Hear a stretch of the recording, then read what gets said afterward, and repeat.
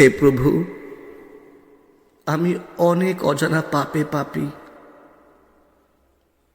আজ নতমস্তকে তোমার চরণে নিজেকে নিবেদন করছি।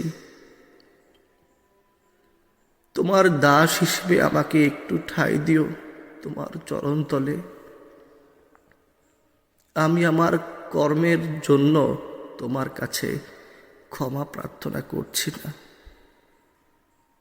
আমার কর্মের উপযুক্ত শাস্তিটুকু আমায় ভিক্ষা দিও এবং তা সহ্য করার শক্তি দিও, যাতে করে তোমার উপর থেকে আস্থা হারিয়ে না ফেলি। আমাকে সবসময় সঠিক ধর্মপথে রেখো। আমি বড়ই অধম হে প্রভু। ভক্তি শ্রদ্ধা নাহি বুঝি, তাই তো তোমার ভক্তদের